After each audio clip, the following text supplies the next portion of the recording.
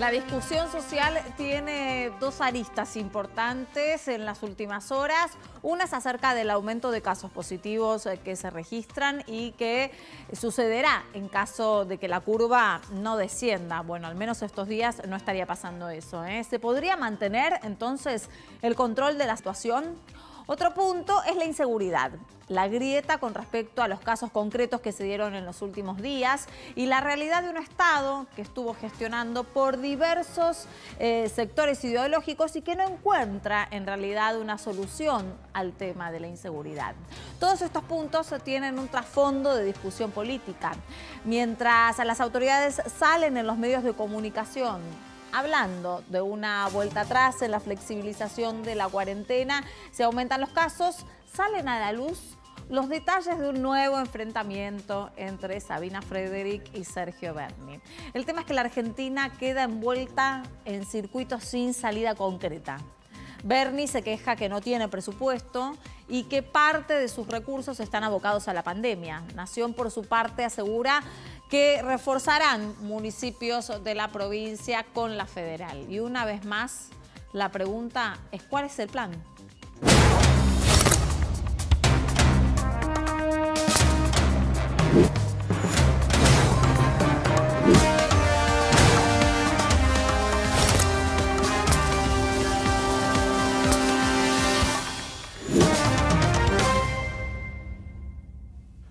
Ya estamos con el equipo de Hoy Nos Toca y esperando a Nicolás que se termine de recuperar para que se sume nuevamente al programa. Veníamos comentando acerca de las políticas necesarias a lo largo del tiempo para fundar una Argentina, ¿no? Que esta es una gran oportunidad para realmente establecer políticas de Estado en diversas áreas. Es algo que venimos planteando constantemente programa tras programa. La interna entre Sabina Frederick y Sergio Berni es uno de los temas de discusión del día de hoy, y con ello la inseguridad. También todo lo que sucede en cuanto a la pandemia, el aumento de los casos, el manejo que se puede llegar a dar, las diferentes entonces estrategias que van a tomar las autoridades de ahora en más. La Argentina da mucho para analizar, para eso vamos a tomar contacto telefónico con Federico Pinedo, que tiene un senador de mandato cumplido y es dirigente del PRO. Pinedo, buenas noches, gracias por atendernos. ¿Qué tal? Buenas noches, ¿cómo les va? Muy bien, en principio quisiera saber su análisis, su visión acerca de la situación de la Argentina en la pandemia, las dificultades, ¿no?, que se atraviesan en cuanto a lo sanitario, pero también en cuanto a lo económico. Tenemos una Argentina que no tiene espalda económica para afrontar tantas cuestiones. Tal cual. Siempre las cosas se pueden ver desde distintas miradas, ¿no? La mirada de la seguridad, la mirada de la salud, la mirada de la economía. Uno puede entrar por cualquier lugar, pero lo de la salud se habla todo el tiempo. Todos los expertos, los médicos que hablan todo el tiempo y dicen que va a pasar esto, que va a pasar lo otro, que hay que encerrarse, que todas esas cosas, ¿no? Así que bueno, dejemos los médicos que hablen de eso.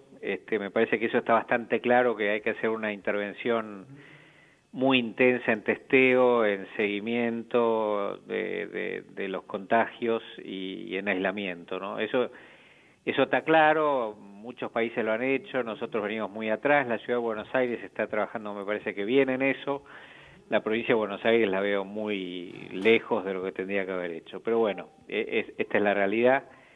Y el camino pasa por ahí, o sea que hay que trabajar en ese sentido sí o sí.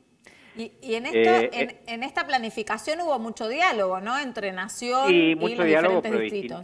Distinta acción, ¿no? Claro. Yo veo la ciudad que se basó mucho en números, que hizo un seguimiento muy técnico y de mucho esfuerzo, en un territorio que es más chico, por supuesto, y más ordenado que el conurbano bonaerense, pero me parece que la provincia no tuvo la misma actitud de justeza y de esfuerzo y de trabajo y de bueno, es más compleja también la provincia de Buenos Aires. Así que bueno, eso es una de las miradas. La otra mirada es la mirada económica. La mirada económica me parece central porque sin recursos no se puede hacer nada. y lamentablemente estamos en un nivel de destrucción muy acelerado. Es probable que terminemos la pandemia con 900.000 puestos de trabajo menos de los que teníamos cuando empezamos. Es un número aterrador. Eso significa varios cientos de miles o más de 1 millón de personas que no tengan recursos para cubrir sus necesidades familiares o para pagar las cuentas. Tal vez tengamos la mitad de la población ya en este momento bajo la línea de pobreza. O sea que es escalofriante la situación social y es evidente, de toda evidencia, que lo que se necesita es aumentar mucho la producción después de la pandemia y mucho el empleo después de la pandemia. Y como no tenemos ningún recurso, porque no tenemos crédito externo, no se termina nunca de negociar la deuda externa, así que eso le quita crédito a futuro a la Argentina. Tampoco tenemos crédito interno porque casi no hay ahorro de los argentinos en pesos. El ahorro que tienen los argentinos lo tienen en el exterior o bajo el colchón, y eso eso no va a la producción. Tenemos una décima parte de lo que presta Chile, por ejemplo, a sus productores en los bancos. La Argentina presta una décima parte de lo que presta Chile. Imagínese lo que implica eso para la producción. Así que no tenemos esos recursos y tampoco podemos aumentar impuestos. Bueno, y realmente se está emitiendo también mucho dinero para poder subsanar las problemáticas, lo cual puede ser un rebote inflacionario. Lo que uno puede pensar es qué pasa en la pospandemia para la reconstrucción de la Argentina, ¿no? Bueno, ¿Cómo lo ven ustedes en ese diálogo entre todas las fuerzas políticas? Sí, estoy totalmente de acuerdo, pero por eso estoy diciendo, no tenemos crédito externo, no tenemos crédito interno, no podemos aumentar los impuestos. La emisión monetaria tiene un punto que se corta, porque no es cuestión de imprimir papeles para ser feliz, porque si no todo el mundo estaría imprimiendo papeles. Así que tenemos una única herramienta para operar después de la pandemia, que es casi ahora, que es una herramienta que no la tenemos en el presente, pero es la herramienta del futuro, que es la confianza. Tenemos que generar una montaña de confianza para que haya mucha gente que diga vale la pena invertir en la Argentina y generar empleo en la Argentina. Y no hay perro con dos colas, no hay otro camino. Un montón de confianza para generar un montón de inversión, para generar un montón de empleo. Porque vamos a destruir muchísimo empleo y producción, ya lo hemos destruido. Claro. Entonces, no hay otro camino. Y entonces, el único camino que hay es el que usted dice, un acuerdo político democrático lo suficientemente amplio y serio como para generar entre todos un montón de confianza en nuestra República Argentina. Pero bueno, hay otros que son como si fueran lo contrario del peronismo, que es cuando Perón decía primero la patria, después el movimiento, después los hombres. Hay algunos que piensan primero yo, que soy el hombre, para ver qué cargo tengo la vez que viene. Otros dicen primero el movimiento, y entonces, bueno, está bien, quiero ganar yo la elección del año que viene. Y último la patria. Y bueno, esta vez la verdad que no hay espacio para último la patria. ¿Quiénes piensan eso, decía? Un montón de gente que cree que lo importante es ganar la elección, o que lo importante es que yo tenga tal cargo. Claro. Y la verdad es que patrióticamente lo que habría que hacer es un acuerdo democrático importante para hacer, mire lo que le voy a decir, lo que nosotros no hicimos en el gobierno, para lo que nosotros no llegamos a hacer en el gobierno, que era un plan de estabilización que termine con la inflación y genere simultáneo reactivación económica. Eso es lo que hay que hacer, y eso requiere acuerdo político y seriedad y responsabilidad. Y bueno, lamentablemente, si usted me pregunta si yo lo veo en este momento en Argentina, le tengo que contestar que no lo veo. No lo ve. Que no lo veo, pues no veo que el gobierno esté pensando en estos términos. Usted mencionaba recién la angustia que tengo yo, por ejemplo. Claro.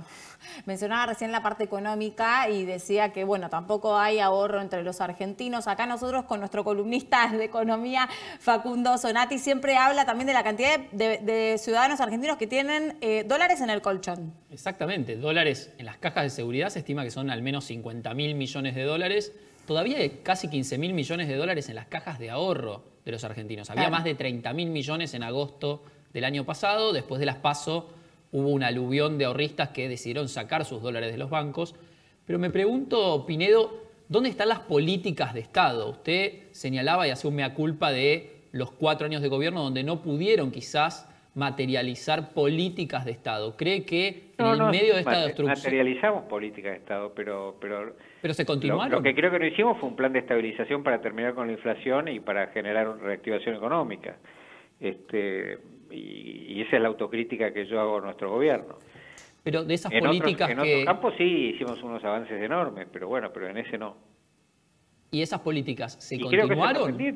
Creo que el gobierno es lo que tiene que hacer. No le digo al gobierno hace una cosa que yo no quería hacer.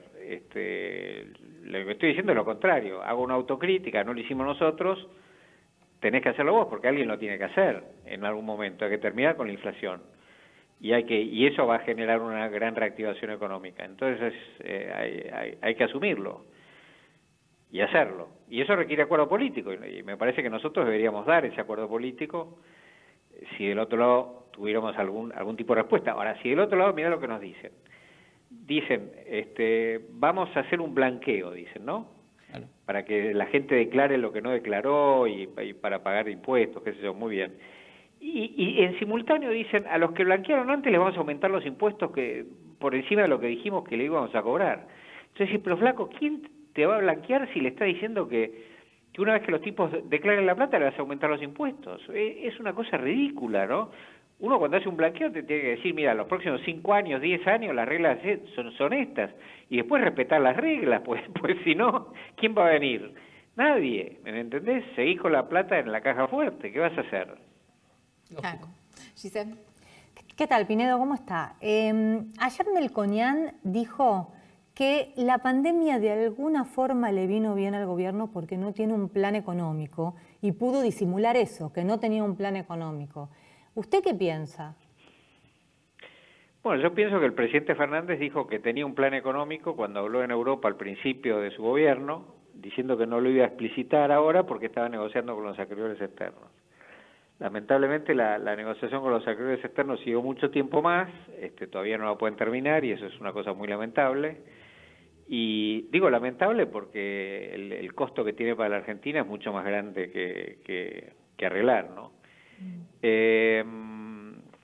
Y la verdad que se ha hecho una mala negociación, me parece a mí, pero bueno, no importa eso, ya está, y además cada uno opina lo que quiera. Pero lo cierto es que en ese momento dijeron, tenemos un plan económico que no lo vamos a mostrar porque estamos negociando la deuda. Entonces el punto era, bueno, una vez que negociemos la deuda, vamos a decir, bueno, este es el plan y tenemos estas reglas para el futuro. Y ahora, esta semana que pasó, el presidente dijo, no creo en los planes, con lo cual nos dejó sorprendidos a todos y me parece que, de vuelta, que no es el camino. El camino es tener un plan. El camino es que todo el plan sea coherente, que vaya todo para el mismo objetivo y que no se diga, por un lado, vengan a invertir en la Argentina y por otro lado te voy a expropiar, o vengan a blanquear en la Argentina que te voy a aumentar los impuestos. Digo, seamos coherentes, digamos una cosa, construyamos una moneda. Claro, eso le iba a preguntar. ¿Y cuál cree usted que va a ser el modelo económico después de la pandemia? ¿Para qué lado va a ir? ¿Va a ser un modelo de capitalista de amigos como fue el del kirchnerismo? ¿Un modelo de capitalismo moderado como propone Alberto? O sea, más por el lado de Vicentín, más con reuniones con empresarios. ¿Cómo lo ve? ¿Cuál va a ser el modelo? Mira, yo te pregunto a vos o a mi abuela si tuviera, o un chico de 16 años, ¿no? Le pregunto. Vos tenés que construir 900.000 puestos de trabajo y tenés que construir aumento enorme de la producción de la Argentina porque no tenés ni dónde cobrar impuestos, digamos, para hacer nada de lo que tenés que hacer. Entonces, ¿en quién vas a confiar? ¿En un Estado quebrado? ¿No? Que no tienen plata ni para pagar los barbijos de los médicos, y no tienen plata para darle un policía que se queja a Bernie, que es un tipo del gobierno de ellos, ¿no? Ese Estado es el que va a generar la enorme generación de puestos de trabajo que faltan, y el enorme aumento de producción, y la enorme inversión que hay que hacer para tener eso, o, eso le decís a un chico de 16 años, o preferís optar por la enorme energía que tienen los 44 millones de argentinos trabajando con entusiasmo. Y no te cabe ninguna duda, ¿viste? ¿Quién va a generar todo ese trabajo? ¿Axel Kicillof o los 44 millones de argentinos que están deseando trabajar para producir más? Y bueno, Es obvia la respuesta. Entonces, lo que yo creo es, de lo que vos dijiste ahí, el capitalismo moderado de Alberto Fernández, si es que esa es la mirada, que yo no sé, pero espero que sí, pero quiero decir, no hay perro con dos colas ahí. O usás toda la energía del pueblo argentino, o usás la clarividencia maravillosa de 4 burócratas que te dicen, qué sé yo, lo que te quieran decir, cualquiera, pues ponés 4 tipos de cualquier pelaje ahí y cualquier cosa que digan es irrelevante. Pinedo, igualmente está claro que sea cual sea el camino, van a necesitar de lo que usted mencionaba, la confianza y los consensos, ¿no? También consensos para poder articular y llevarlo con los otros sectores políticos y también con los empresarios. Pero en esta... Los empresarios es muy sencillo también, ¿no? Los empresarios hay que decirles, señores, esto no está para curros, esto está para trabajar. Ahora, los que quieran trabajar van a tener estas reglas, que son reglas claras, iguales para todos. Le das la mano, mucho gusto, vaya a laburar. Y si no labure, usted va a quebrar y, bueno, entiendo. Vendrá otro que lo reemplace. Más credibilidad. Pero las reglas son estas. A lo que iba es que en esta necesidad de consensos, en algún punto que atraviese cualquier tipo de ideología para poder reconstruir el país, empiezan a surgir también diferentes fricciones dentro de cada una de los frentes políticos. Los tiene el Frente de Todos y también los tiene Juntos por el Cambio. En Juntos por el Cambio también hay cierta fricción entre los que están actualmente gobernando la pandemia y quienes por afuera, en algún punto, empiezan a opinar y se complica la cosa y ahí saltan un montón de internas. ¿Ustedes cómo lo viven en Juntos por el Cambio? Antes de ir a cosas yo la verdad puntuales. Que no lo vivo así para nada. Yo hablo con todo el mundo importante de Juntos por el Cambio todo el tiempo y lo que veo es una convicción absoluta de que hay que mantener la unidad. Y eso no es importante para Juntos por el Cambio solamente, que es importante, sino que me parece que es importante para la Argentina. Vos tenés un interlocutor del gobierno muy poderoso, con un montón de diputados, con un montón de senadores, con el 41% de los votos, cuando el gobierno tuvo 48%, que está unido, que tiene una idea, que tiene conducción, que tiene dirección. Entonces vos podés acordar cosas con eso. Y los argentinos en general, y todos los que quieran invertir en la Argentina, saben que ahí tienen una línea con la mitad del país que va para un lugar. Así que eso es bueno para todos. Y yo los veo muy convencidos a todos los Juntos por el Cambio en ese sentido, mantener la unidad. Eso me parece muy Sin embargo, me gustaría leerle alguna de las frases de hoy, de esta semana, de estos días, de Diego Valenzuela, que decía que no es conducente cuando alguien desde su casa, con el Zoom o el Skype, y con una copa de Malbec opina de todo sin las urgencias de la gente. Un poco también marcando esto de los que tienen que tomar decisión y quienes opinan en las redes sociales. Sí, pero no tiene eso me parece una frase. Diego es un ex periodista, sabe usar frases. Es verdad que es distinto. Yo usé esa misma frase muchas veces, que hay que diferenciar entre la gente que tiene la responsabilidad de gobernar, que tiene que trabajar con el gobierno nacional y provincial, y con la gente que tiene que controlar al gobierno, que es la función de la oposición, que son algunos diputados, algunos dirigentes partidarios.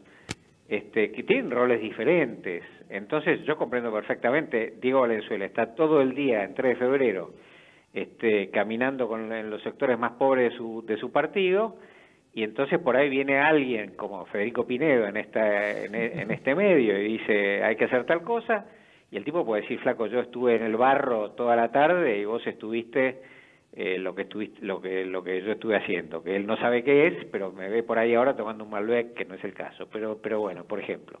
Entiendo. Entonces, bueno, entiendo la frase, pero no tiene nada que ver con nada, digamos. Cada uno tiene que tener su rol. No hay tantas divisiones entonces entre los moderados y los duros. Es que es un tema de roles, no de moderados o de duros. Yo soy convencido de que tenemos que mantener canales de comunicación entre las dos principales fuerzas democráticas de la Argentina para salir de este desastre en el que estamos. Otros tienen que controlar al gobierno en el día a día y le tienen que marcar los límites para que no abusen del poder y no se vayan a un lugar donde va a ser más difícil de rescatar a la Argentina. Y bueno, son roles diferentes, qué sé yo. No, yo no siento un drama en ese aspecto, en las relaciones personales entre la gente relevante de nuestro espacio. Sí, Facu. ¿Y qué pasa, Pinedo, con los que están del otro lado, digamos, de la calle, con el oficialismo y esa unión de gobierno, esa coalición de gobierno? ¿Cree que también se va a sostener unida?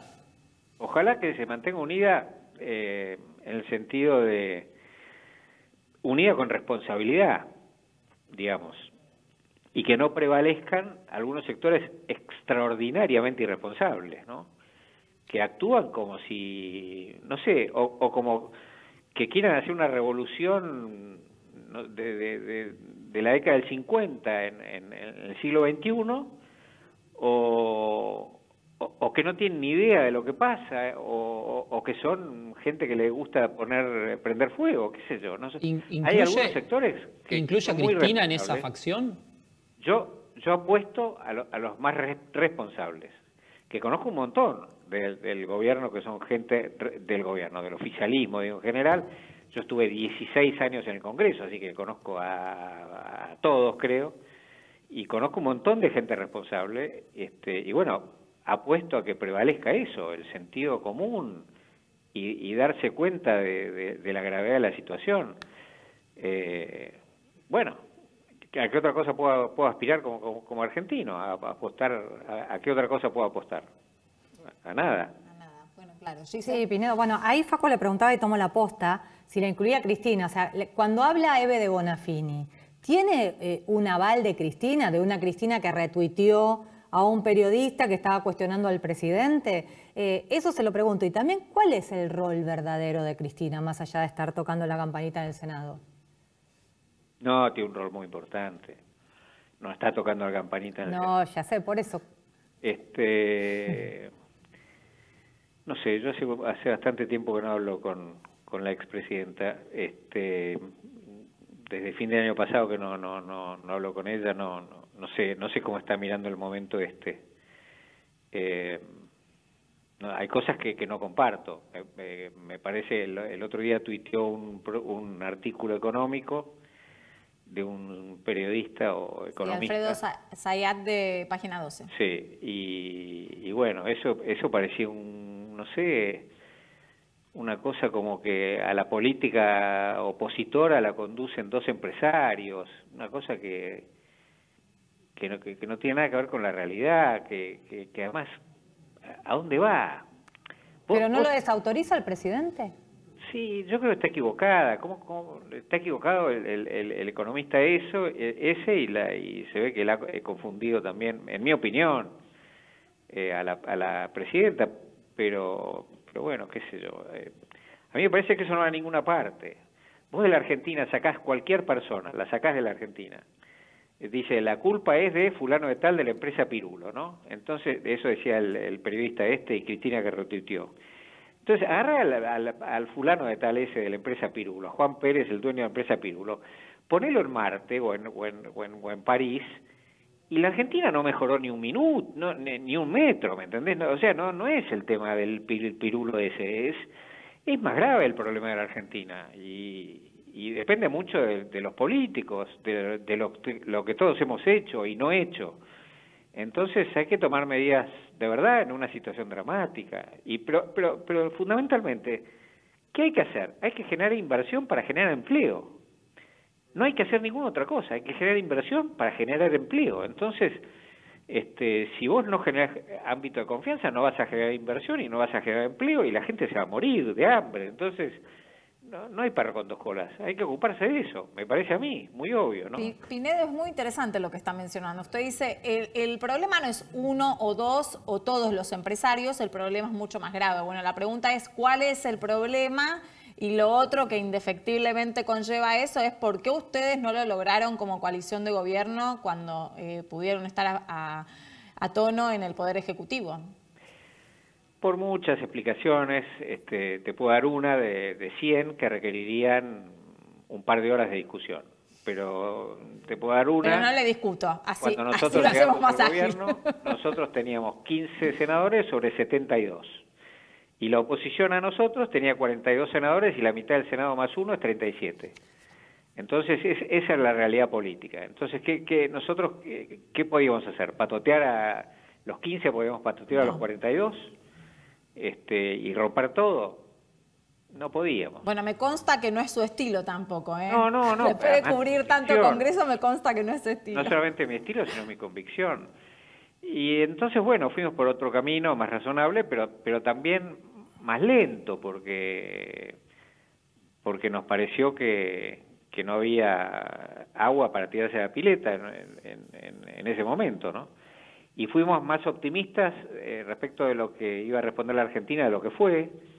Hicimos un plan de 5 años para terminar con la inflación, y el año 2 se cortó el crédito y se acabó. Es así. Entonces, claro. Y a partir de ahí hubo que ir a remarla, no a hacer lo que queríamos, sino a tapar incendios. A lo que se podía, sí, Facu. Sí. Y bueno, pero tampoco es una excusa, quiero decir, tenemos que ponernos de acuerdo para hacer ciertas cosas elementales. Ahora, en este momento es tan dramática la situación que yo creo que es un buen momento para ponernos de acuerdo. Y a lo mejor nosotros también podríamos criticarnos por no habernos puesto de acuerdo. ¿Y rescata algo, digamos, o mejor dicho, el gobierno actual cree que va a sostener alguna de las políticas que se iniciaron a partir del 2016? Y nosotros hicimos muchas políticas muy buenas, algunas no se han sostenido. ¿Cómo cuáles? Y, por ejemplo, no se ha sostenido la política de aumentar la cantidad de vuelos que conectan en la Argentina a precios más baratos. Bueno, va a quedar poco y nada de eso después de la pandemia. Y nosotros no sé cuánto, pero debemos haber duplicado la cantidad de viajes de argentinos en todo el territorio y con precios más baratos. Entonces eso no se mantuvo, que está mal. Después, seguro que duplicamos la cantidad de cargas en el sistema ferroviario. Eso espero que sí se mantenga.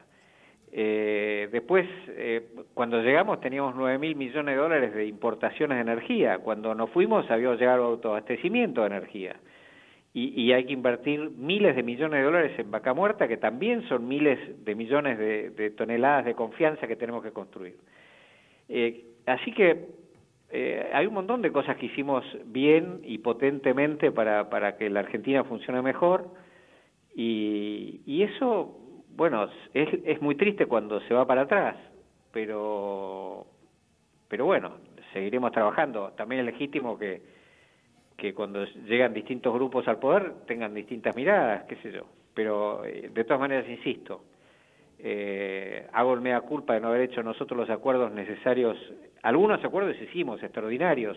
El acuerdo con todos los gobernadores para bajar los impuestos de la Argentina en 5 años. Ese fue un acuerdo extraordinario, se llama el Pacto Fiscal, lo votó el Congreso. Ahora se suspendió en este gobierno por la crisis. Así que espero que retomemos ese pacto. Pero en fin, es un tema de trabajo y de convicción. Sí, Pinedo, bueno, uno de los temas que ahora está saltando en todos lados, en las encuestas y en la televisión y en la calle, es el tema de la inseguridad, además de la preocupación económica de la gente, más allá de la enfermedad y del coronavirus.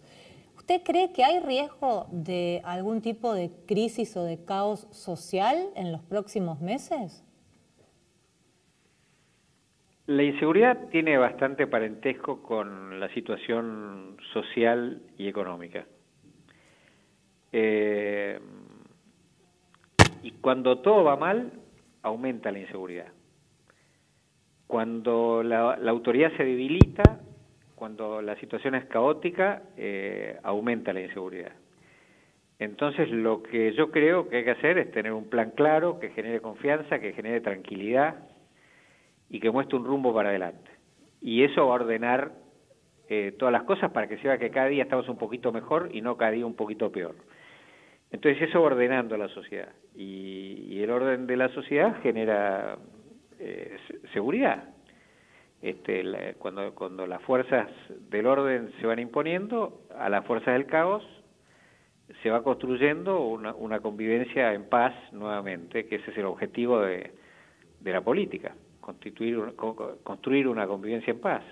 Pinedo, me gustaría seguir un poco en este tema porque en los últimos días todo el tema de la inseguridad incluso cae en una discusión de la grieta, ¿no? De qué lado está cada uno según ideológicamente se pare. Eso es verdad, eso no hay que ocultarlo, eso es verdad.